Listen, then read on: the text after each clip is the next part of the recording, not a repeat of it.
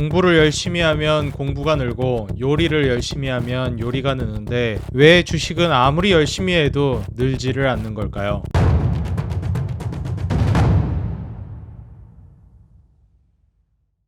네, 반갑습니다. 주식장인 유튜브 구독자 여러분들, 주식장인입니다.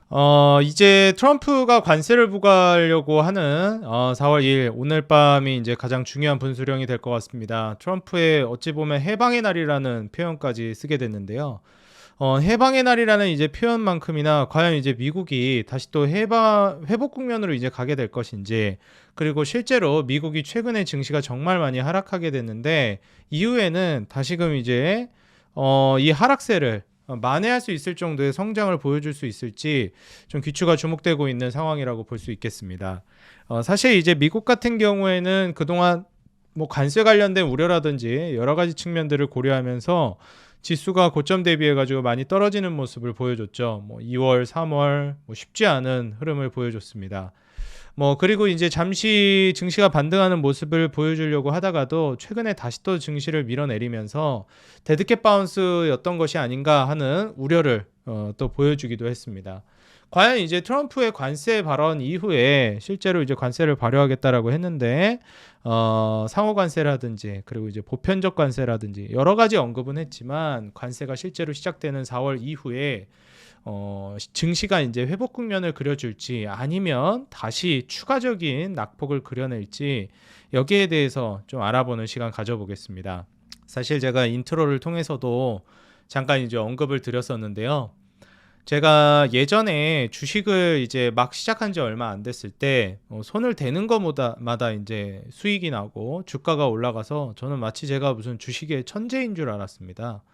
근데 그 생각이 금세 이제 고쳐졌던 게 하락장을 이제 경험하게 되면서 어찌 보면 수익금을 대부분 토해내게 되다 보니 내가 이제 잘해서가 아니라 시장이 그냥 돈을 벌 수 있는 시장이었구나. 그냥 나라서 잘 된 게 아니라 그냥 누구나였어도 잘 되는 시장이었구나. 이렇게 좀 인정하는 계기가 됐습니다. 그리고 이런 상승과 하락 사이클을 한 2번에서 3번 정도를 추가적으로 더 겪다 보니까 결국 이 상황은 좀 다르지만 패턴은 비슷하게 흘러가는구나. 그렇기 때문에 우리가 아무리 노력한다고 해도 증시의 방향성이라든지 그리고 시장이 어려워지는 걸 막을 수는 없구나라는 것을 느꼈습니다. 다만 시장이 이제 왔을 때, 기회가 왔을 때 그 기회를 보는 눈은 생기게 되더라고요. 그래서 우리 구독자 여러분들도 그런 기회를 잡을 수 있는 투자자들이 되셨으면 좋겠습니다. 한때는 이제 제가 많이 느꼈던 게 시장이 아무리 안 좋아도 수익을 낼 수 있는 거 아닌가, 정말 대단하게 이제 실력이 뛰어나다면 그럴 수 있는 것이 아닌가 이렇게 생각을 했었는데요. 사실 훨씬 더 쉬운 방법이 있습니다. 그냥 수익을 잘 낼 수 있는 기회가 있는 증시에서 적극적으로 투자를 하고 그리고 기회를 좀 잃게 되는 시장에서는 좀 소극적으로 매매를 하는 거였어요. 그렇게 하면 사실 좀 조급하게 매매하지 않더라도 시간이 지나면서 한 사이클, 두 사이클, 세 사이클 거칠 때마다 점점 우상향을 하면서 부자가 되더랍니다.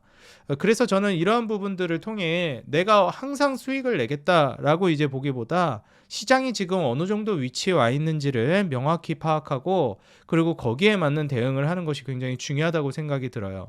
그렇기 때문에 저는 현재 시장에서 이 공격적인 투자를 하는 것에 대해서는 조금 조심할 필요성이 있다라고 말씀드리고 싶습니다.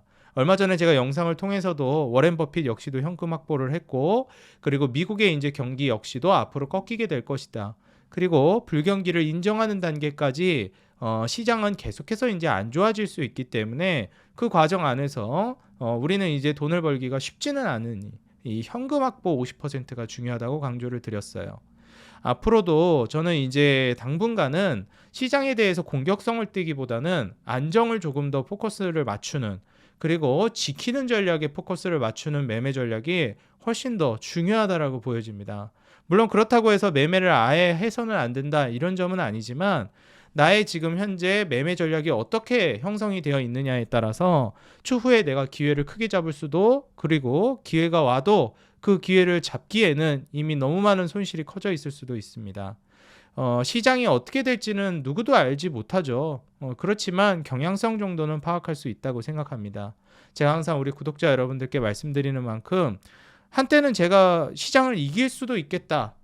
그리고 한때는 제가 시장을 정확하게 맞출 수 있겠다. 이런 이제 오만을 가졌던 적이 있는데 오히려 그걸 그냥 안 되는 건 안 되는구나. 깔끔하게 이제 포기를 하고 되는 거에 집중하니까 오히려 돈을 벌기가 조금 더 수월해지더라고요.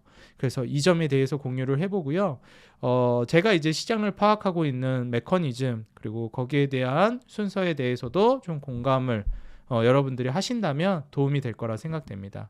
화면 통해서 같이 한번 살펴보겠습니다.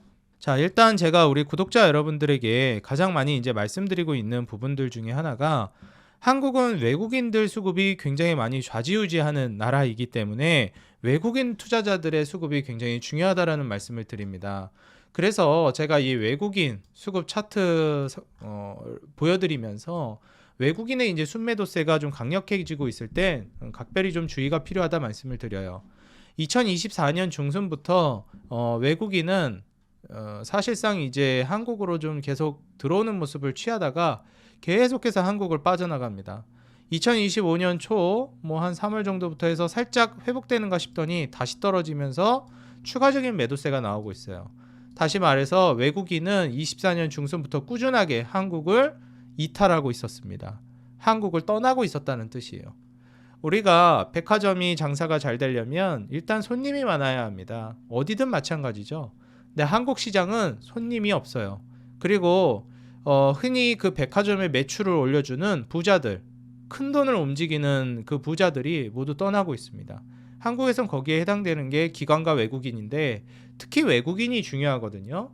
그런데 이제 외국인이 지속적으로 한국을 떠나가고 있다라는 점, 그리고 돌아오는 줄 알았던 외국인이 다시 또 떠나고 있다라는 점, 이 점이 한국 증시가 당장은 쉽지 않겠구나라는 것을 확인해 주는 대표적인 예시입니다.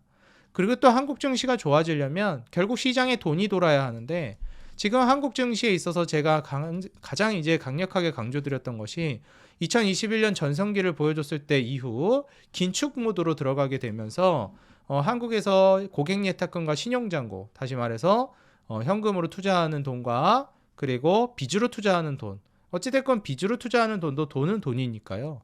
이 두 가지 돈이 모두 빠져나가는 모습을 보여줬어요.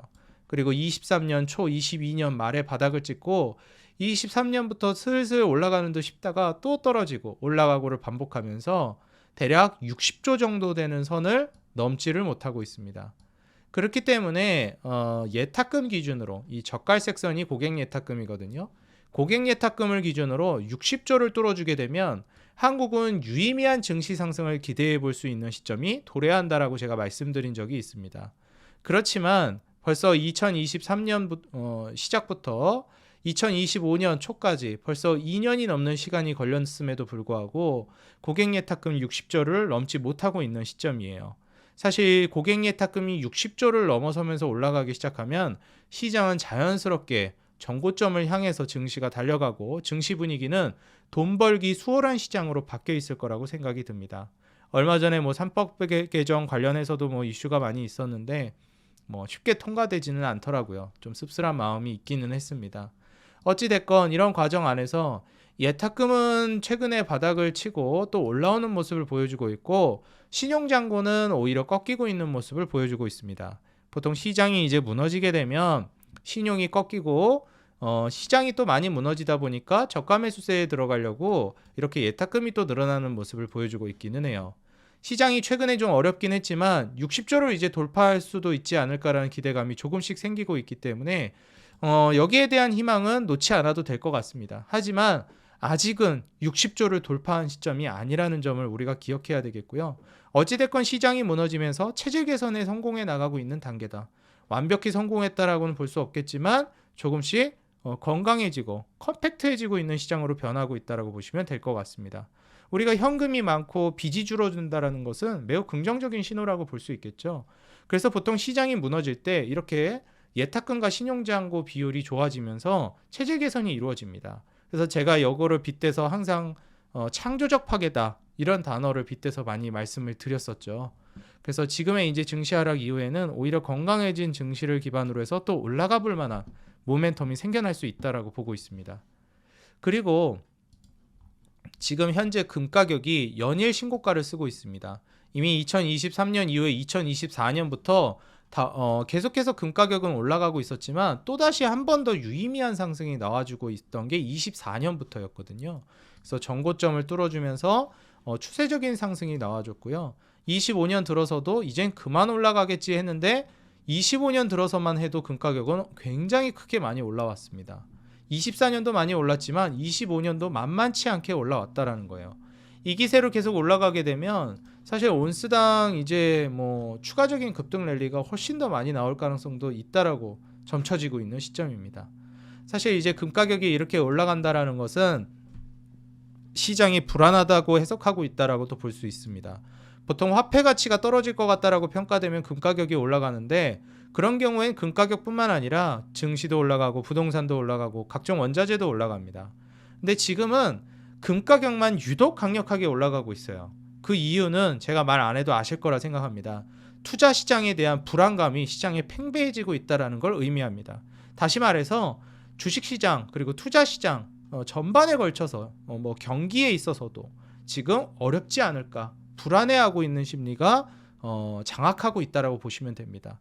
다시 말해서 시장에 대한 심리조차도 많이 위축되어 있다라는 거예요. 사람들이 이렇게 심리가 위축되어 있으면 투자에 적극적으로 나서질 않게 되고 증시는 당연히 어려움을 겪게 됩니다. 그리고 여기에 맞춰서 한국에 있어서는 또 하나의 리스크 요인이 자리를 잡고 있는데요.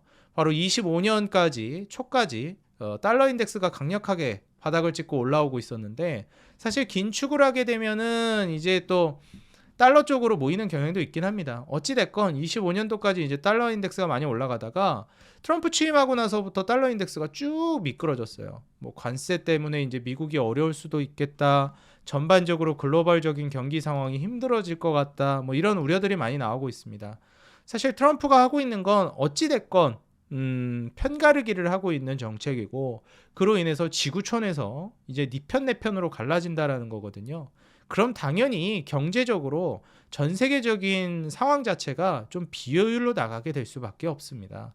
그렇게 되는 과정에서는 시장이 좀 어려워지지 않을까라는 불안감이 생기게 되고 그로 인해서 미국마저도 이제 경기 지표가 꺾이기 시작했습니다. 뭐 이것뿐만 아니라 2024년 말을 기준으로 1월 달에 발표되는 경기 지표까지는 괜찮으나 2월 달은 1월에 이제 지표를 발표하기 때문에 경기 지표들이 둔화될 것이다라는 말씀을 많이 드렸습니다. 그리고 3월부터는 완전히 이제 경기가 뚝뚝 떨어지는 모습을 보여줄 거라고 말씀드렸죠. 그러면서 달러 인덱스는 계속해서 떨어지고 있습니다. 왜냐하면 미국 역시도 불경기를 나타내고 있는 지표들이 계속 등장하고 있거든요. 그러면서 각종 외국계 증권사라든지 언론이라든지 미디어에서도 S&P 500뿐만 아니라 미국의 각종 주가지수, 주가종합지수들을 하향 조정시키는 예측들을 내놓고 있습니다.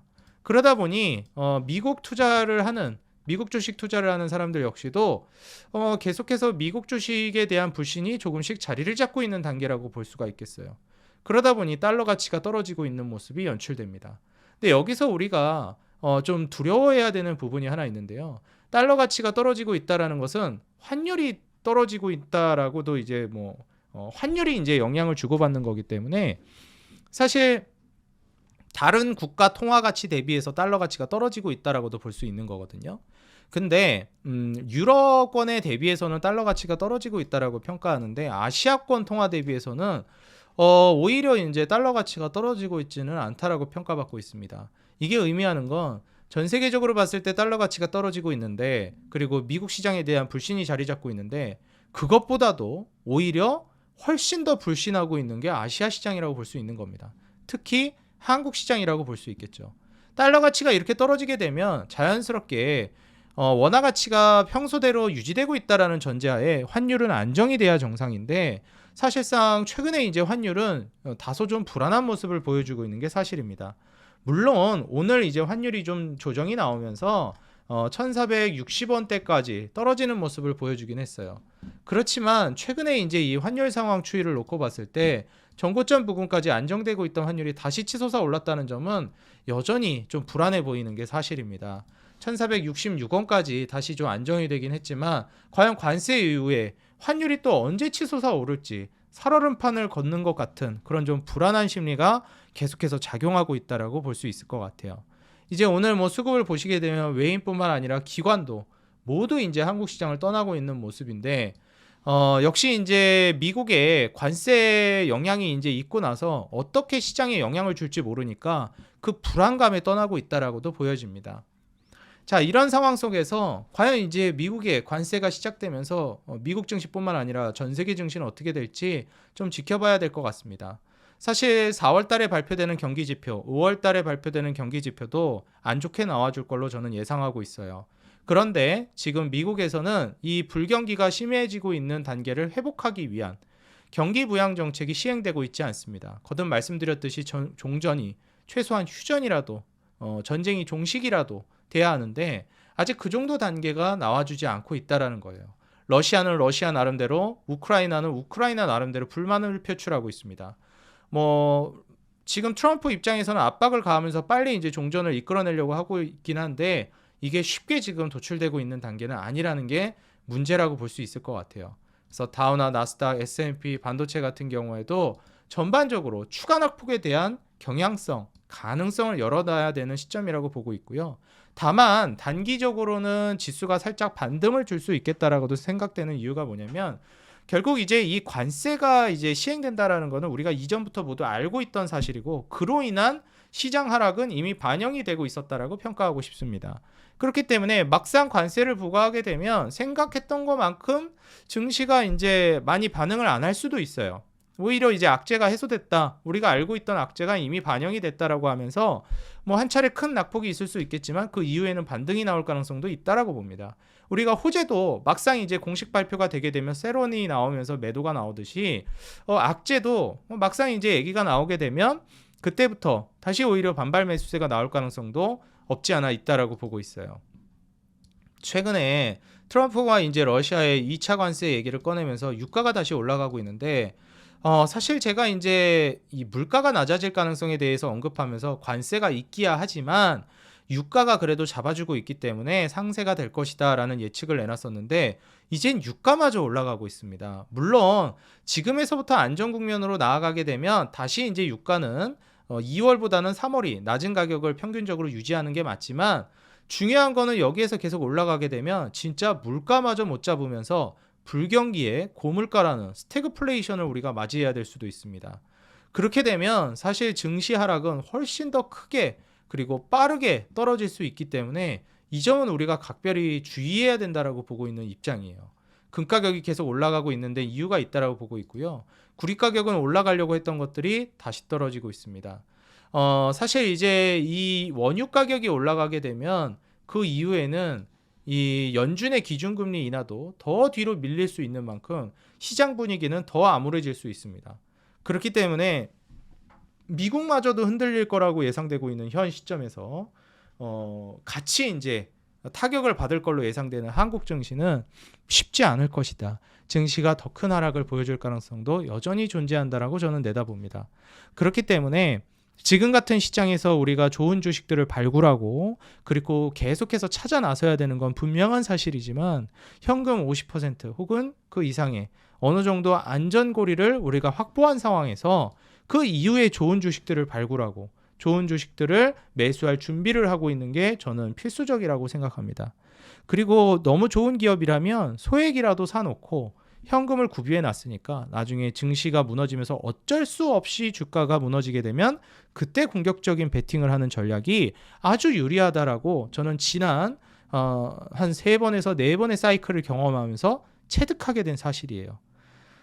보통 이제 주식을 시작한 지 얼마 안 되신 분들이 너무 이제 뭐라고 해야 될까요? 뭐 아니면 도 전략을 취하시는 분들이 많습니다. 시장이 안 좋을 것 같으면 아예 매매를 안 해버리고 시장이 좋아질 것 같으면 아예 공격적으로 매매를 해버리고 그냥 완전히 뭐라고 해야 될까요? 이 1도 양단을 해서 양분해서 해석을 하시는 분들이 많아요. 근데 이 영상을 시청하시는 우리 구독자층 그리고 시청자분들이 연령층이 저보다 훨씬 선배님들이시더라고요. 뭐 3, 40대, 50대, 60대 분들이 가장 많으십니다. 특히 5, 60대 분들이 정말 많으신데 인생을 오래 살아보셨으니 영상을 시청하고 계시는 우리 시청자 여러분들도 공감하실 거라 생각합니다. 어디 인생이라는 게 어디 세상 일이라는 게 그렇게 칼로 싹둑 자른 것처럼 일도 양단이 돼서 딱 기면 기고 아니면 아니고 어디 이렇던가요? 그렇지 않죠. 아무리 나빠 보이는 사람도 착한 구석이 있고 정말 착해 보이는 사람도 알고 보니 뒤통수 치는 경우가 있습니다. 사람이라는 게 딱 선악으로 구분할 수 없듯이 주식시장도 그렇고 세상 일도 그렇고 저는 딱 이렇게 양분해서 결정할 수 있는 부분은 아니라고 생각해요. 시장이 막상 좋아져서 매수를 하려고 들어가 보면 정말 좋은 주식들은 이미 그전부터 주가가 다 올라버려서 막상 내가 매수하려고 하면 매수할 수 없는 가격대에 가 있는 경우도 부지기수입니다. 그렇기 때문에 시장이 아무리 안 좋아도 좋은 주식은 품고 가야 하고, 그리고 현금이라는 것들을 통해서 경향성을 통해 내가 리스크를 조절하고 경향성을 조절하는 것이지, 시장이 안 좋을 것이다, 좋을 것이다 너무 확신을 가지면서 시장을 맞추려고 하지 않으셨으면 좋겠습니다. 제가 비록 지금 시장이 관세가 이제 실제로 시행되는 이번 주 이제 다음 날부터 시장이 한 차례 좀 충격이 있겠지만 단기적 반등 이후에 또 추가적인 낙폭이 나올 수 있겠다라고 예측은 하지만, 이건 어디까지나 경향성과 예측일 뿐 반드시 그렇게 된다라고 생각하시면 안 된다라고 각별히 주의를 드리고 싶어요. 그럼에도 불구하고 지금 같은 시장 안에서 저는 투자를 이어가야 된다라고 생각하는 섹터들이 결국에는 트럼프의 에너지 정책, 그리고 더 나아가서 자동차, 그리고 인프라 관련된 정책들은 반드시 시행할 수밖에 없는 정책들이라고 보고 있습니다. 그리고 경기가 점점 안 좋아지게 되면 아무리 물가가 좀 오를 것 같더라도 수요가 위축되면서 가격은 떨어지기 마련이고, 그런 과정 안에서 결국에 연준이 이제 취하는 전략은 금리 인하가 올 수밖에 없다라고 봅니다. 그 과정 안에서 금리가 빠르게 인하가 되고 2%를 바라보는 금리로 접어들게 되면 로봇이라든지 제약바이오, AI 같은 혁신 업종들이 또 미래에는 강력한 시세를 보여줄 거라고 믿고 있어요. 그렇기 때문에 제가 방금 말씀드린 대략 4개 정도의 섹터는 우리 구독자 여러분들이 꼭 예의주시하시면서 투자를 이어가시면 좋을 것 같다 말씀드리고요. 제가 앞으로도 좋은 주식들은 하나하나 소개해드리겠지만, 지금 시장은 시장에 대한 브리핑과 그리고 안전을 어찌 보면 좀 알려드리는, 경각심을 좀 심어드리는 영상이 더 중요하다고 생각이 들어서 시황 관련된 얘기를 많이 해드리고 있습니다. 시장이 어려울 때마다 신경이 날카로워지고 예민해지고 그리고 힘들어집니다. 저 역시도 마찬가지인데요. 매번 겪는 하락장, 매번 겪는 상승장이지만 그때마다 처음인 것처럼 설레고 처음인 것처럼 너무나 힘듭니다. 하물며 저도 그런데 이제 처음 이 하락장을 겪는 우리 구독자 여러분들, 그리고 투자자 여러분들은 오죽하겠습니까? 돈이 손해가 나고 있다라는 거, 부모를 죽인 원수는 용서해도 나에게 이 돈을 잃게 한 사람은 용서를 못한다는 말이 있습니다. 이 손실이 나고 있는 것만큼 그렇게 뼈아픈 일이 없다라고도 이제 볼 수 있는 건데, 거기에 대해서도 제가 우리 구독자 여러분들께 정답, 완전히 이렇게만 하면 무조건 돈 번다, 이런 길을 제시해 드릴 수는 없다 하더라도 기왕이면 좋은 길을 제시해 줄 수 있는, 기왕이면 도를 좀 골라낸 길로 갈 수 있게끔 이끌어 드리기 위해서 최선을 다하겠습니다.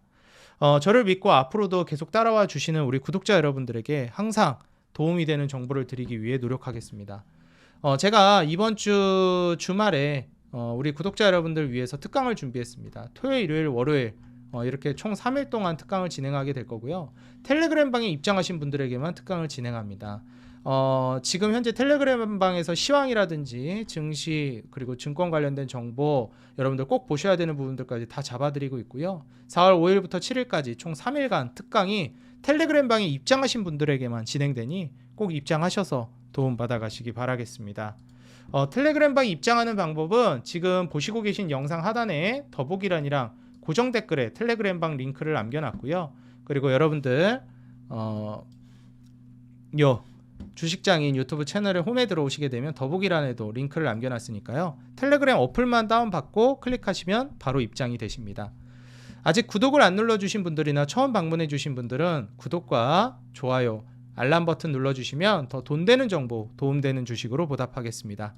여러분들 짧게나마 비판의 이제 댓글이라도 응원 댓글, 그리고 댓글 달아주시는 모든 분들이 제가 영상을 제공해 드리는데 큰 힘이 되고 있습니다.